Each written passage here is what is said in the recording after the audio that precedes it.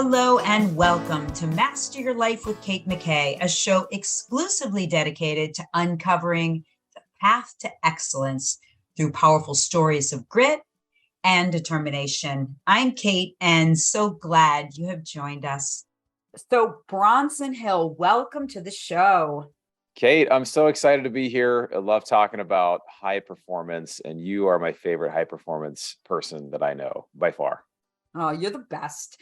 So Bronson and I'm going to read his bio, but I can't wait to get into this because he is an inspiration, certainly for me. And all of you who are listening are really going to get a lot of benefit from this interview. So Bronson Hill is the founder and CEO of Bronson Equity and has raised over 20 million for real estate investment.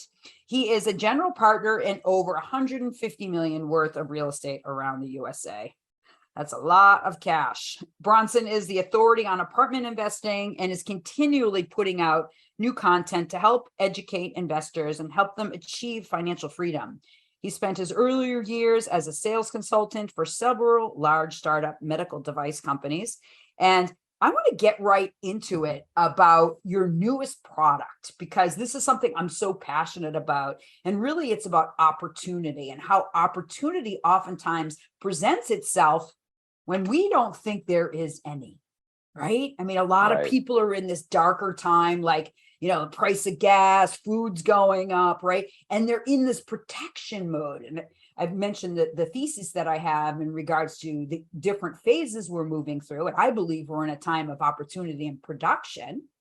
Tell us a little bit about this new ebook that you're offering the listeners and other people who would like some more information in regards to this topic. Yeah, thanks. So a lot of people have been talking today about inflation and how inflation is just like, totally the pain at the pump, the pain at the store. And it's really seen as this enemy, right? This enemy that's coming to attack you and take your wealth. And then for a lot of people, that's the way it's showing up. But like you mentioned, in times of great change, there's also an incredible opportunity to actually use it to your advantage. And so I actually wrote this ebook. It's called How to Use Inflation to Your Advantage. It's like 50 color pages. It's basically my website, bronsonequity.com. People can download it for free. But it's really the perspective of, there's two salesmen that, maybe 200 years ago went to Africa selling shoes, and they had, they saw the same thing. One came back and said, "Oh, this is terrible. There's no opportunity here. No one wears shoes." Right. And then the second guy came back and said, "Oh my gosh, this is amazing. No one wears shoes." Right. So it's all like how you see it. And do you see threat or do you see opportunity? And I know the Chinese character, if you look at that Chinese character of a threat and opportunity, they're like the same. It's just an adaptation of it. So it's just like, what are you actually seeing in the middle of a crisis or an opportunity? Are you seeing the opportunity that's there? That's the best. I love that. I don't think I've ever heard that story about the shoes, which is priceless. Now, you're generally, just because you've had a background and in finance and investments, a pragmatic person, but you also have this more, expansive thinking. And certainly because you're an athlete, because you're gritty and you have a lot of determination in your life. And he comes across like the super mellow guy, but he is an incredible athlete and very, very successful. So I'm just going to blow your humble pie and ask you to talk a little bit about mastery. What is your definition, Bronson? Mastery, I think, is really giving your all, really giving your effort, not competing against anybody else, but competing against yourself. And that may look like, we've talked a lot about Strengths Finder. You and I have had a lot of conversations about that and just what that looks like. But the idea is to be the best you possibly can be. And maybe you're not necessarily amazing in world standards, but if you have a passion for it, I mean, the whole strengths-based Strengths Finder, these kind of things they talk about, you have the highest area of possible improvement in areas where you have a lot of passion and areas where you have interest. So you may be terrible at whatever it is, but when you discover a passion, I think those are God-given things. You've got to really steward, you've got to really handle those well. And when you go after them, you start to really feel strong and you get to feel like you come alive. So hopefully, as you get older, you've developed those passions. You've looked at life as just this opportunity to be a high performance person and really say, I'm going to make an impact in the world. And if you can do that, the world is a better place and you are much happier. So the idea of pursuing mastery, I don't think you ever get to the place of perfection, but the goal really is just to continue to do your craft and work better and work harder and work more at it because you love it and it helps you come alive. So why is that important, do you think? I mean, what do you want people to know who are listening that's like, well, that sounds like a lot of work. Yeah. And I think it's funny, I worked in medical sales or medical consulting for 10 years. I was a top sales. I was making really good money and working in surgery with heart surgeons. And then I retired, or I quit my job. People are like, oh, how's retirement? And I'm like, well, I'm working harder in my retirement than I was before because I have a passion, I have a purpose. And there's this, one of my favorite kind of old Hebrew proverbs is without vision, people perish. And it's this idea that if I'm just here existing, a lot of people think I'm going to retire early, then I'm going to put my feet up and I'm going to just, relax and just enjoy. And I think there's a place for that.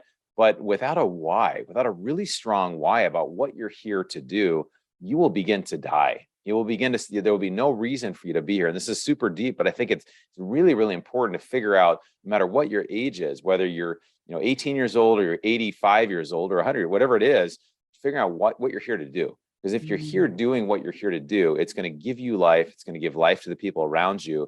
And it really does. I mean, that idea of without having vision, we're actually dying. I really believe that, whether it's physically, it's emotionally, and you look at all the depression and other things that are out there that are really stealing kind of people's purpose and stealing why we're here. So that's why I think it's so important for me, and I think for everybody, to keep the vision and keep that passion right in front of you, so you know what you're here doing, what you're here to do. And if you just keep pursuing that, there'll be great fulfillment in that. So you have a strong spiritual faith. So how does that fuel your why, Bronson? Yeah, I think for me, a lot of people don't know this. Kind of former life, I was actually a youth pastor. So years ago in college, I actually worked with students, and I loved it. But to me, it ties right in. It really ties into, and it doesn't have to be. Faith doesn't have to look the same for anybody that it looks for me. But I think just seeing that, hey, when things don't go my way, or if I work really hard and something goes wrong, or I fail at something.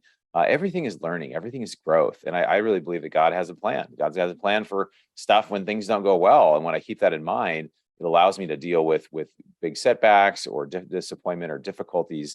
And so I think, it just ties in with purpose. There's a book by Simon Sinek that says, start with why, right? Start with the why. What is the reason you want to do whatever you want to do? We work with a lot of people with from financial freedom. A lot of people just, I want to live a yachts and Mai Tai lifestyle. Right? I want to be out. I just want to relax. I want to do, well, why? What is the why behind that? Why do you want to do that? Is it for you? I think the stronger why is I want to leave an impact or a legacy for my family, or maybe I want to impact. Like for me, a huge why is to try to end human slavery, modern day human slavery in the world. And people don't realize there's 20 to 40 million human slaves today. And so I have a lot of passion around ending that, kind of evil that I see in the world. Right. So that's something that really drives me as well. But I think if you don't have a strong why, it's really hard to get yourself psyched up and get motivated.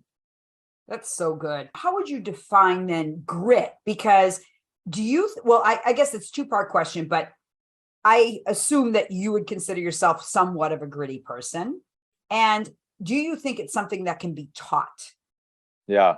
So grit, I just did a Spartan race this weekend with my siblings, which was fun. And, I have some of the videos and pictures of us getting in the mud and stuff. It was fun. But when I train competitively for that, it does require a lot of grit. It requires a lot of just, I don't want to do this, but I'm doing it because I have the goal in mind. So I think, grit is an interesting thing. Angela Duckworth's book is awesome. Love. And, I think it's really she defines it as that's really what makes you successful. That when you face a setback, when you face something challenging, does it get you more motivated, or do you get discouraged and walk away? And I think and nobody's that strong on their own. I think you have to get around people that can encourage you. I mean, Jim Rohn, he says this, you're the average of the 5 people you spend the most time with. So when I hang out with you, Kate, like I'm so fired up after talking with you, and I get so encouraged that I'm like, man, I should hang out with Kate more often. So on this show, I love that you're always just so passionate and so positive, and having people around you that can help you and encourage you, and that are also going after their goals,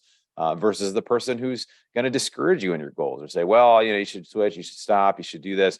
And most of the world, we talked about this before we started, there are people, most of the people just think we're crazy because they just kind of don't really have goals, and they just kind of go through life. But if you're a high performance person, you got to get people around you that are at the next level. You got to get people that are going to come in and are going to fuel the fire and not try to throw water on it. And it's So I become aware of the people that try to put out the fire, try to extinguish, versus the people that like start pouring gas on the fire and get me more fired up. I need those people. So who was your mentor? First of all, I just want to say how amazing that your siblings, that you guys get in the mud together. That's absolutely amazing. And I'm kind of jealous because I don't have that relationship with my siblings. As I was mentioning earlier, it's like I'm an anomaly. I don't even know where I came from in my life. I'm always like dropped into situations where I don't really feel like I belong. Well, historically, that I have, that I've had to create new parameters around my success, and then understanding that community is actually something I need to build. So, but who were your mentors? I mean, I love it that you have the strong family relationship, but did you have someone that really believed in you, Bronson? Yeah, I think the first person that really believed in me before I believed in myself, I had a youth pastor when I was young. I was 16, 17, and I was there's just some decisions when you're in high school and you're like, what route do I want to go? And I kind of was starting to get to be a party guy. And then I realized like, oh, okay, this is really the direction that I want to go. And just when someone, believed in me and said, I see you doing these great things. And I see you being a leader and I see you in this way. It was absolutely transformative for me. So that was huge. There's been many other mentors. I mean, I've had this conversation with, there's some younger guys called the Donis brothers, and they're like in their 20s and they're killing it in real estate, but they are, they were asking, what does a mentor look like? Or what's your ideal mentor? Or who's your mentor? And I was like, I have a mentor for different things. In some ways you've mentored me with high performance. I've had, friends that have helped me with, real estate or with tech stuff. I've had people help me in other areas or in fitness. And so, I have mentors from all different things. And another mentor we really don't talk a lot about are books. I mean, I try to read, at least 60 books a year. And like, those are mentors that just can teach me all kinds of things. So I try to pull from all sorts of different things. But I do have friends and mentors that I call. If I have a problem in this area of my life, I will call this mentor. Or if I have a problem in business, I will call this mentor. Looking for a motivational and inspirational speaker to host your next event? Reach out to me at kate-mckay.com. And so, I think those relationships are incredibly powerful. And have you always been courageous to say, I don't know something? Because that's a lot of what prevents people from asking, is admitting that maybe they don't know. So what would you say to the viewers and listeners in regards to that? Yeah, I think, it can be challenging, especially for guys, to ask for help, especially for men. I think anybody, can, but I think especially men. And I think what you have to look at is that, there's really nothing new that's out there. There's nothing that has been done before. Everything we're experiencing now in the world and politics and all kinds of, all this stuff's happened in business. It's all happened before. So if I can just, especially there's like a mentor that's a few steps ahead. And I don't call someone on just a little thing. I'll call maybe a peer mentor, right? Who's a friend of mine who does what I do, who works in real estate, who helps, work with investors. Hey, what would you do in this situation? Or how are you handling this? And let's ask questions because, and I think it's great, and we do the same. They'll ask me questions. And so I think if you get to a place where you're collaborative, I think in school, we're taught you can't make any mistakes. You've got to do everything on your own. If you don't, it's called cheating. If you collab, if you're getting help from other people, right. But in the business world, in life, and in just, in fitness and every sort of level, it's collaboration. It's, I don't know if I help someone else, it's not a scarcity mindset that they might take my business or my investors or my goals or whatever. It's we can actually, we can get better together, and maybe we'll do a deal together. Maybe we'll train together. Maybe we'll do some project together. And so it's amazing how if I let people in and I look at, it with an abundance mindset versus a scarcity mindset, things can change a lot.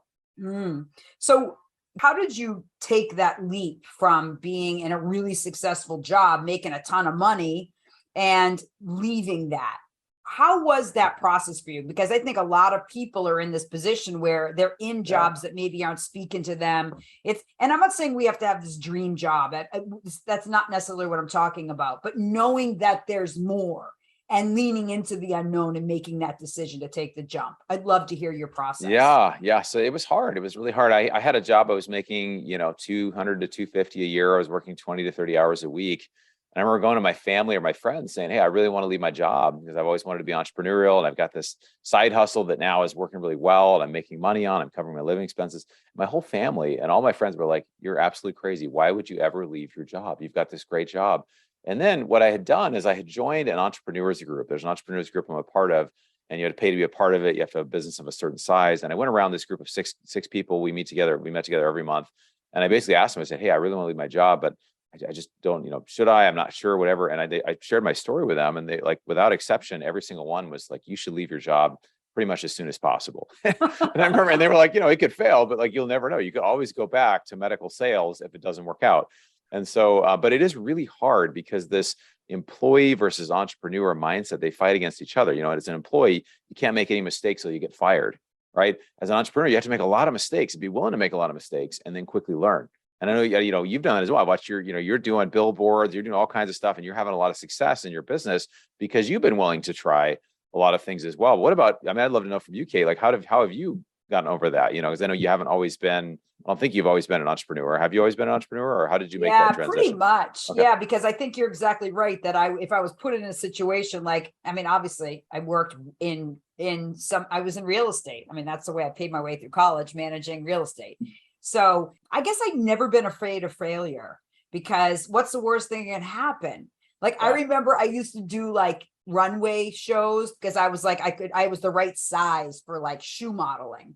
And so I would do runway shows. And like one time they gave us all these props, and I came up the stairs and I tripped, and I'm like this, and I go, oh, well. And I just made like a funny expression.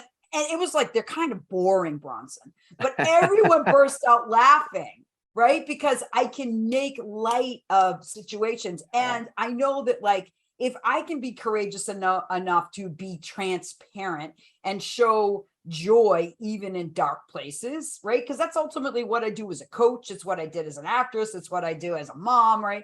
And it's even how I dealt with the loss of my son, is because I'm going to go all in on this. I'm going to roll in it. And then I'm going to show people that there's a way. There's light. We can move into the light, even through some places where people think I can't get up. And I'm here to help people get up and lead people forward. It's not a small mission. And I'm so good with it, Bronson, because it's just fun. It's like the unknown is fun to me. And I know that's nuts, and I know that's unusual, but I am unusual. And I finally accepted that fact that I am unusual. I think, and I think what's happened for you, Kate, as well, is you've really stepped into, you've really developed who you are. You've developed this passion. And like you said, being different and being the one who's changing a situation and making light and everything. And I think we're so taught that, we can't make mistakes. And if I make a mistake, then I am the mistake. Versus, I just look at it now as like, everything is information. If I got up and I do something stupid, whatever, I was like, well, then you got to laugh it off. Right. And then you're totally. Like, you think, okay, what can I learn from that? Right. And so hopefully the mistakes aren't like, career ending, or, but most things in our head, they're huge, but most people really don't care. A lot of people, you see people, I know there's certain actors, I was, a couple child actors that I know of that like kind of ruined their life or whatever, because they kind of got into this. I think they just got into their head, and they couldn't work out of that place, or people made fun of them or whatever. They couldn't move on and do something different. And I think it's just on our own, we have to be willing to fail. We've got to be willing to not look at it like a failure, but looking at it like information, and it's a learning experience. And if it didn't work, okay, well, let's try something different. it's just everything's troubleshoot. And I think Thomas Edison, when he tried over 3,000 times to make the light bulb, unsuccessfully, he said, "Oh, we failed 3,000 times." He says, "No, I've successfully learned 3,000 ways how not to make electricity." Right. I love that, right? Like, you just did it. Well, there's such a thing as like pragmatic optimism. It's not like I think that I often thought that people thought I was Pollyanna. Like, I felt judged because I was enthusiastic. But when I'm a wordie, when I looked at what enthusiastic means, it means in God. Enthusiasm it's God, right? So it's in the divine, in the light. So, okay, and that's bad. Why? What I mean? No, yeah. So, it's just an interesting take. And also just knowing that, as you mentioned earlier, it is so much on who you surround yourself with, and being selective. And if people are offended, it just really isn't anything to do with you. Yeah. If you're coming from a place of like, I'm here to add value. And that's the discernment. We talk about spiritual discernment. We talk about, intellectual or emotional discernment. Discernment's a powerful word. And I think that has been really, for me, a pivotal place of wisdom. Yeah, I think you mentioned too, as far as just getting around people that see you for who you are and can really encourage and you seeing yourself the way you are. And I think, both you and I have paid for expensive masterminds to be in the room with people that are amazing people that look at us and say, I appreciate you, not like, well, get out of here. So I think it's like, I think that's one of the number one things of transformation is you have to change who you're around. You can't be around all the same people you've been around with for the last 20 years and expect that you're gonna lose 30 pounds if they're all eating, I don't know, deep fried everything. Like you can't. You have to get around the right people, and I think that's 100%. one of the biggest things that I see to lead to transformation in your life. And I think that also that people have to understand that there's a price to pay. And the price isn't just monetary, it's a risk. Obviously, it costs money to thrive and grow and become magnificent in this world. It costs cash and it costs time and it costs experience. And there is a risk. And the risk is you just don't know, but it's better than this. That's true. So that like makes a commercial. it That'd be like a commercial. It's better than this. That's all we know is it's better than this. I'm out. Peace out. Right. So I would love you to share where people can find you, Bronson. I'm excited about downloading because you were so humble about how to use inflation to your advantage. I'm really excited about that. But talk a little bit more about where people can play with you and support you. And also, I would really appreciate if you would stay in touch with me in regards to your commitment, your heartfelt commitment to end human slavery. That is a huge, heartfelt experience for me as well. So I would love you to share any resources and obviously your journey there as we move forward. Sure, absolutely. Yeah. So I'll start with the deep why stuff first. But yeah, there's an organization. Actually, my sister started, and it really kind of got me really fired up about it. But it's called Dressember. It's like the word dress and like December together. So Dressember, and it's women wear dresses or guys wear bow ties or ties for the month of December and post it on social media. And then they raised over $15 million for fighting human trafficking. So it's awesome. You go to dressember.org to check that out. And then, yeah, I love to connect with people individually. We're doing deals. People are trying to figure out how to solve inflation. We do our apartment deals, which we feel like is an amazing hedge. You get to use debt at below the rate of inflation and pay it off with future dollars that are worth less. So that's a huge strategy that's in here. And we've got some other strategies as well. But again, how to use inflation to your advantage. It's at my website, bronsonequity.com. And you can also join our investment club. But I love connecting with people, about human trafficking, about investing, about personal development. And so I look forward to connecting with some of your listeners. This has been a lot of fun. Thanks so much, Kate, for having me today. Yes. And I love your library of books because half the time when you're talking, I'm writing down the book that you're mentioning and I'm like, wait a minute, tell me what that is. But yeah, I appreciate you. And I just want to honor you and in your curiosity and your also your pursuit of excellence and adding value. And just for the viewers and listeners, just as an aside, I am part of Bronson's deals because he's a good person. And I like to build relationships with people who are actually people of integrity and people who are committed to really listening and adding value to all of us. So I just want to say thank you. Thank you for what you do. Well, thank you, Kate, for what you do. I mean, every time I talk with you, I walk away feeling so encouraged and so built up and so alive. So I appreciate that all you add to the world. I just see you're really, you're everywhere, and I love that you're getting your message everywhere. And I think it's just very apparent you have a super strong why. So thanks for bringing that, not just for me, but for everyone else that's listening and watching what you're doing. Thank you, Bronson. And thank you to all the viewers and listeners. I'm Kate McKay, and I appreciate you joining us for Master Your Life. And as Bronson's really wonderful mentor says, I see you doing great things. We see you doing great things, and we're here to support you on your journey. So have an incredible day, and until next time, make today amazing. Looking for an inspirational speaker at your next event? Please reach out to us at kate-mckay.com and to book Kate at your next event.